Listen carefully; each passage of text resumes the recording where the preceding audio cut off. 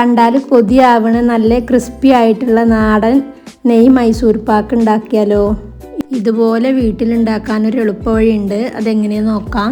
മൈസൂർ പാക്ക് റെഡിയായ ഉടനെ ഒഴിക്കാനായിട്ട് ആദ്യം തന്നെ ഒരു പാത്രത്തിലേക്ക് അല്പം ഓയിലോ നെയ്യോ ആക്കി കൊടുക്കാം. ഇനി ഒരു പാത്രത്തിലേക്ക് 1/4 കപ്പ് കടലമാവ് ഇട്ട് കൊടുക്കാം. കട്ടകളൊന്നും ഇല്ലാതെ നന്നായി അരച്ചെടുക്കാം. ഇനി ഒരു പാൻ ചൂടായ ശേഷം അതിലേക്ക് കടലമാവ് ഇട്ട് കൊടുക്കാം. കരിയാതെ ചെറിയ തീയിൽ വെച്ച് ഇതൊന്ന് നല്ലപോലെ വറുത്തെടുക്കണം. ഇനി മറ്റൊരു പാനിലേക്ക് 1/4 കപ്പ് പഞ്ചസാര ചേർത്ത് കൊടുത്ത് അതിലേക്ക് 1/4 കപ്പ് വെള്ളം കൂടെ ചേർത്തിട്ട് ഇതൊരു പഞ്ചസാര പാനിയാക്കി എടുക്കണം. അപ്പോൾ ഇതിവിടെ കിടന്ന് തിളക്കുമ്പോഴേക്കും നമുക്ക് കടലമാവിലേക്ക് 1/2 കപ്പ് സൺഫ്ലവർ ഓയിൽ ഒഴിച്ചു കൊടുത്ത് ഇതൊന്ന് കുറുക്കിയെടുക്കണം.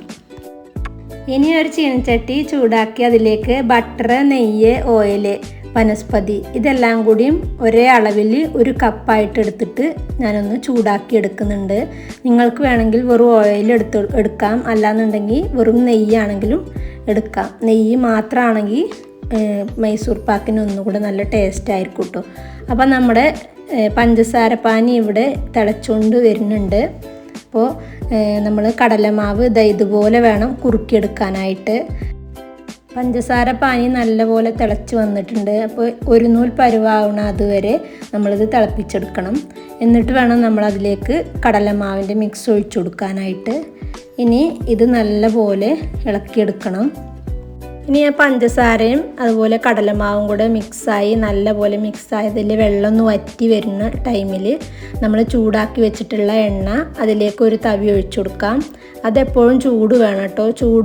ചൂടോടുകൂടി തന്നെ ഇതിലേക്ക് ഒഴിച്ചു കൊടുക്കുമ്പോൾ ഇതിങ്ങനെ പതഞ്ഞ് വരും. പതഞ്ഞ് വന്നിട്ടുള്ള ഓയിൽ അതിലേക്ക് സെറ്റാകുന്നത് വരെ നമുക്കിത് ഇളക്കിക്കൊണ്ടിരിക്കണം.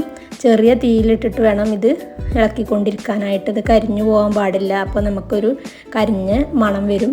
അപ്പോൾ ഇനിയിപ്പോൾ ബാക്കി വന്ന ഓയിലും കൂടെ അതിലേക്ക് ഒഴിച്ചു കൊടുത്തിട്ട് ഇതുപോലെ പതഞ്ഞ് വരും. അപ്പോൾ കുറച്ചും കൂടെ നേരം മിക്സ് ചെയ്തും കൊണ്ടിരിക്കാം. ഇനിയിപ്പോൾ അത് ചൂടോടുകൂടി തന്നെ ആ പാത്രത്തിലേക്ക് ഒഴിച്ചു കൊടുക്കാം. സ്പാച്ചിൽ വെച്ച് ഇതിൻ്റെ മുകൾ ഭാഗം ഒന്ന് മിനുസപ്പെടുത്തി കൊടുക്കണം. ഒരു 10-15 മിനിറ്റ് കഴിഞ്ഞ ശേഷം മൈസൂർ പാക്ക് ചെറുതായിട്ടൊന്ന് സെറ്റായി വരുമ്പോൾ ആ സമയത്ത് കത്തി വെച്ച് ചെറുതായിട്ടൊന്ന് കട്ട് ചെയ്ത് കൊടുക്കണം. ഫ്രിഡ്ജിൽ വെക്കേണ്ട ആവശ്യമില്ല കേട്ടോ. ഇത് അല്ലാതെ തന്നെ അരമണിക്കൂർ വെച്ചാൽ സെറ്റായിട്ട് കിട്ടും. അപ്പോൾ നമ്മളിത് ചെറിയ ചൂടിലൊരു 5-10 മിനിറ്റ് കഴിഞ്ഞ ശേഷം തന്നെ നമ്മൾ കത്തി കൊണ്ട് ഇങ്ങനെ വരഞ്ഞു കൊടുത്തിട്ടില്ലെങ്കിൽ നമുക്കിത് കട്ട് ചെയ്യാൻ ബുദ്ധിമുട്ടായിരിക്കും കേട്ടോ. ചൂടോടുകൂടി കട്ട് ചെയ്യുന്ന ടൈമിൽ നമുക്കതിൽ കുറച്ച് ഓയിൽ കൂടിയ പോലെ തോന്നും കേട്ടോ.